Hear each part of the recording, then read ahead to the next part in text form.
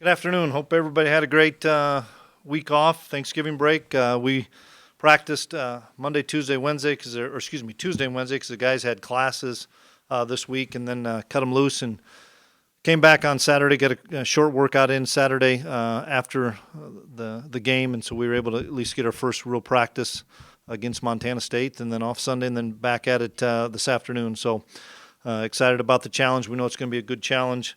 Montana State's a really good football team and has great tradition, and so we're looking forward to a great game. Chris, how much does Troy Anderson resemble Chris Streveler at all? Is there any similarity there? Yeah, I think quite a bit.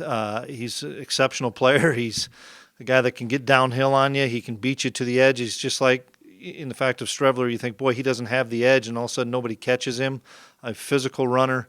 Same thing, you think, how does he keep coming back after getting hit and carrying the ball 20, 25 times, and he does. And real fun kid to watch in the fact that he played some linebacker early in the season. They give it to him on jet sweeps as a wildcat formation, and he comes across. And really good player, and obviously for us to be successful, it starts with him. We have to find a way to limit some of his success. He's going to have some success. He's just too good of a player to say, boy, you're just going to shut him down. I don't think anybody has all year.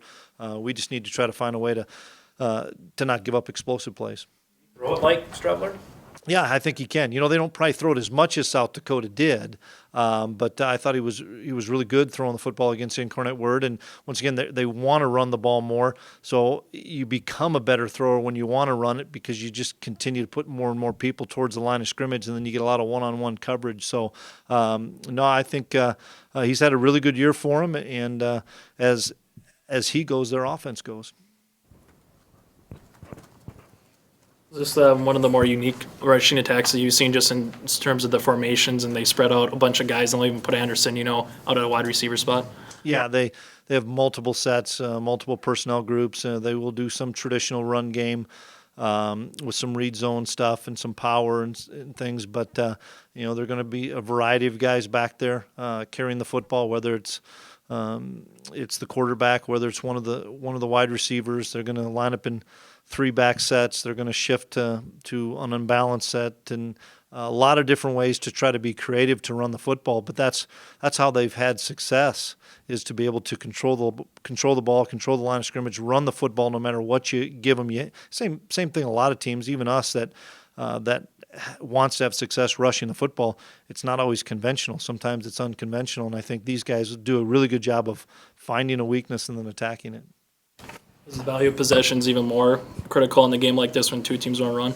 Yeah, shorter game. I mean, I think that be the ideal thing, is try to get a thing into the fourth quarter, and then the possessions become shorter. And we have to do a great job of taking care of the football and being productive when we have it. And that's going to be tough against a defense that is really opportunistic. They create a ton of turnovers. And so, when you get into the playoffs, you have to be able to run the football. You have to be able to stop the run. And you can't turn it over. Any advantage of Messingham being there for a year? Probably some, as far as personnel, more than scheme and schematics. I think the personnel, he knows a number of the guys there, and I know that some of the defensive coaches have picked his brain about some of the wide receivers, running backs, and stuff. There's a few new guys, and but probably not schematically as much, but I think it does. It probably helps them as well, knowing that some of the tendencies that maybe they would think Courtney would have. So I think still got to come down to execution, but without question, we've picked Courtney's brain on it. Did you notice a difference in the guys when you were back on Saturday? Does it have that playoff feel? Do they look and feel rejuvenated a little bit? Yeah, we had a really good practice on Saturday. We only went for an hour and 15 minutes, and had pads on in the bubble, and it was good. Guys had really good energy, and the fact that they now know who we're playing, as opposed to Tuesday and Wednesday, where you're saying, well, you're playing one of these two teams, and they're excited to be back, and this is what they play for. To have an opportunity to get into postseason, and you survive in advance, and if you don't, you go home, and I think our guys really relish that. You guys have 15 all-conference selections announced today. Your comments on that and your thoughts? That's pretty cool because it's based on a lot of people voting, and I obviously am not able to vote for any NDSU guys. I don't know if you guys are or not, but I know I can't, and so pretty rewarding. You see us go 11-0, 8-0 in the league. I thought that we would have a number of guys. I was really happy for all the guys that were selected, and excited about the fact that we had Jabril and Easton as the players of the year on respective sides of the ball, and then being able to just have people at all levels, from a wide receiver to a running back to O-line to tight ends and fullbacks and all three levels of the defense. And then I thought that was great that Shep was rewarded for his great year as a return specialist, and Garrett Wagner had a phenomenal year in a real quiet manner. Because nobody really knew much about Wags before the season started, and for a guy like that to come in and lead the conference in punting, and we had some really good punters in our league, for him to be all conference, I thought he really deserved it. Looks like everybody's back. Jalen Allison, you expect to play? I do. He practiced on Saturday. Probably not full go yet, but I know he's going to continue to improve. It's not like he's going to get worse. He's going to get nothing but better. So I think we'll probably be more of a three-man rotation there rather than just Jalen and Marquise. I think Josh will play a decent amount. Plus, Jalen's wind and all those other things. I think all three of those guys will play. Lance did not practice on Saturday. I just saw him, and he ran, I thought, full speed on Saturday on the side. And so we're looking forward to him practicing probably today and seeing where he's at. But I think we're in pretty good shape right now from an injury front. Anything surprise you in the first round of games on Saturday?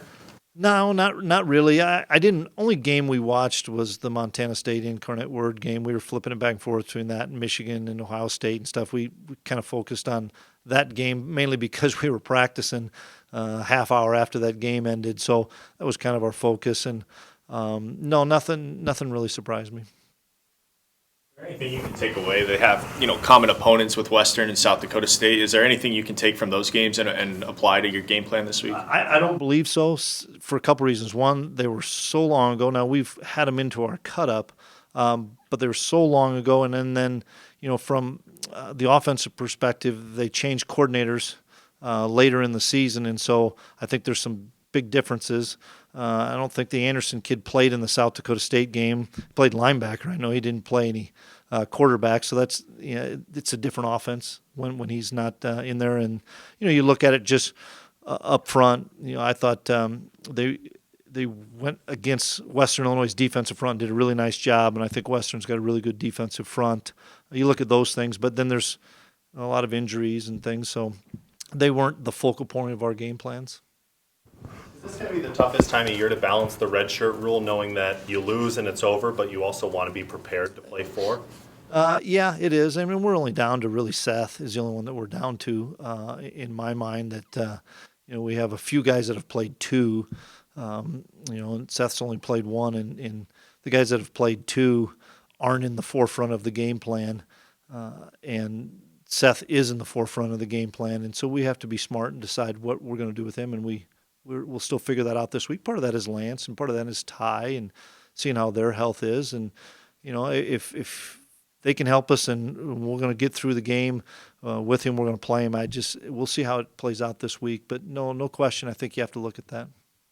Would Dimitri be part of that as well, or are you waiting? And Right now, he would not be this week simply because we're getting the Jalen Allisons back, and Ty's much more healthy. I think from Dimitri's ability to help us on special teams is his greatest impact. And so with Kaiser and Jasir Cox and some of those other guys doing a really nice job, Tutsi being back, Dimitri's not in the plans right now for this week.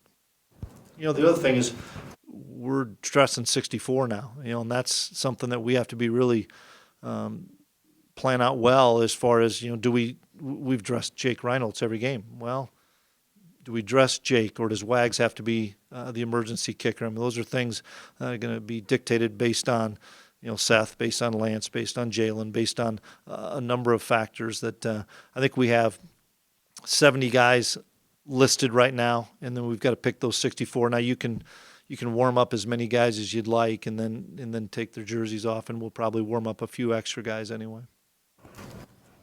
Chris, how much has Coach Cho brought what he learned at Washington to the Big Sky, which is not necessarily how the Big Sky played in the past?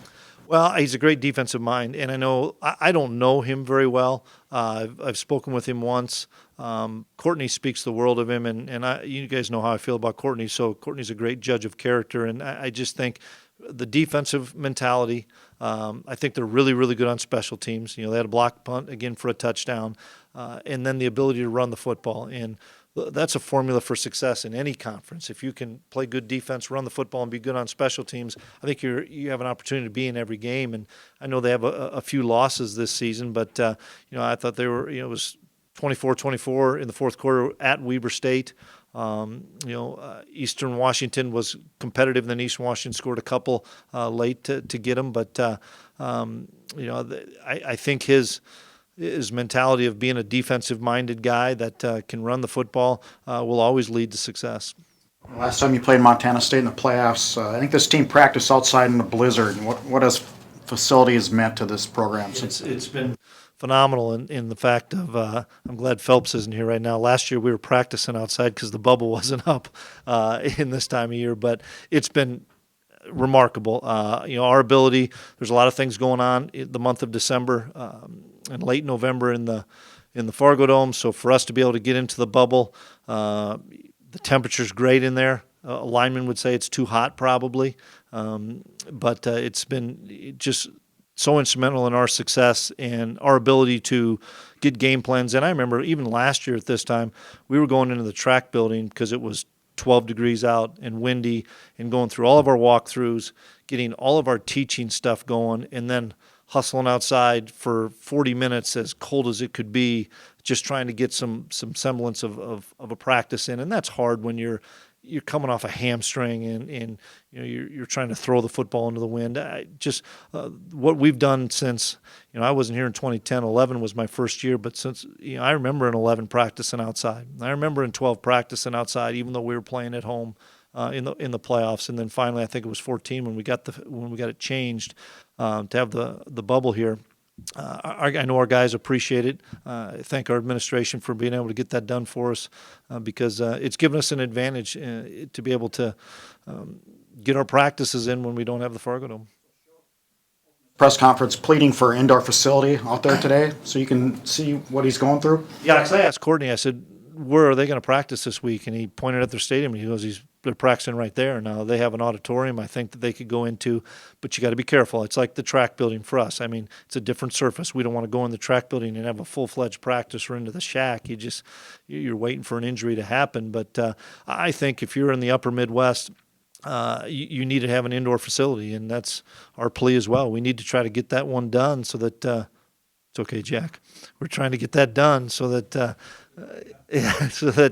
we don't have to, and the bubble's been great for us, but we only have one end zone in the bubble because our lift is in the other end zone, and all of our punts are going to stay between the hashes. All of our kickoffs are staying between the hashes because if not, you're going to hit the top of the bubble, and we're thankful we have it, but I think the indoor facility for everybody in the upper Midwest is a necessity. We're getting to the point of the season where most of the teams left in the field have a really good quarterback to a great quarterback. As a coach, do you lose sleep at night when you're out recruiting quarterbacks, knowing that they're so important to what you're trying to do? And if you look at Christian and Anderson, and all these kids are so good at this point. Yeah, I think you need to have a quarterback to be successful, no matter what level of football you're at. You look at the best teams in the NFL and the best teams in major college football as well as FCS, they have a trigger man, and we're so excited because we have a guy that has been here, done this for a number of years in the playoffs, and you look at the top teams that are remaining, they have an experienced guy, and I think that makes a difference when you get into a tight game in the second half, tight game in the fourth quarter. Those guys that can relax and play their best and make sure everybody around them plays well too. He was a redshirt freshman, though. Remember? Obviously you remember, but he got into the playoffs and was outstanding up until Carson took over in Frisco, that's pretty impressive. Yeah, it really is, and we it's amazing if you'd look at our game plan in 2015. compared to what it is in 2018 for a redshirt freshman, and letting him run bootlegs and tuck the ball and run and making simple throws. And now he's making probably 75% of the calls at the line of scrimmage, whether we're running it left or right, whether we're throwing it in a run call, whether it's blitz and we're going to check it. I mean, that is so big in the playoffs and any time of year, is having an experienced guy that can change things, because it allows our game plan and game sheet is so much bigger now, and it's gotten bigger ever since 2015 when he was a redshirt freshman. Even last year to this year, I think our game sheets continued to increase because of what he can handle. I feel like we talk about this so many times throughout the seasons, but none of these kids know the Dome. This program doesn't know the Dome because they bought out the game they were supposed to come. How valuable can the fans be, and what's your plea to them this week? We need to raise the bar, and we need to get the fans in here and be as loud as they can. I think this football team deserves a great crowd on Saturday. I know that Bison Nation will show up and be as loud as they can. We're playing a really good opponent in Montana State that has great tradition, and we've played him before in the playoffs. And you're not looking at the flip side of it, and no disrespect, but you're not looking at the flip side of it saying, "Oh, you guys have Incarnate Word in your first game or San Diego in your first game," and those two are good programs. I'm not trying to discount those guys. But you say Montana State's coming in here, and that's a real reputable program that we have a ton of respect for, and our fan base will be a big factor in the game if we can get it as loud as it can get on third down, first down for that matter. Noticeable change for you on the sideline when the ball's kicked off on Saturday. That's playoff football. Absolutely, I think there is. At our practices, I think there is as our walkthrough, and you think, well, we always have good focus. You don't win as many games as we have and not had good focus, but I think it's amped up a level. I think the older guys holding the younger guys even more accountable to the cause and to the process, and absolutely, it's so exciting because it's survive and advance. The one game that a couple of us watched a little bit was the UNI game in Lamar. We watched that thing late, and somebody said, "Boy, Lamar could have won or should have won." Who cares? UNI found a way to win, and they survive and advance. You go on to the next game.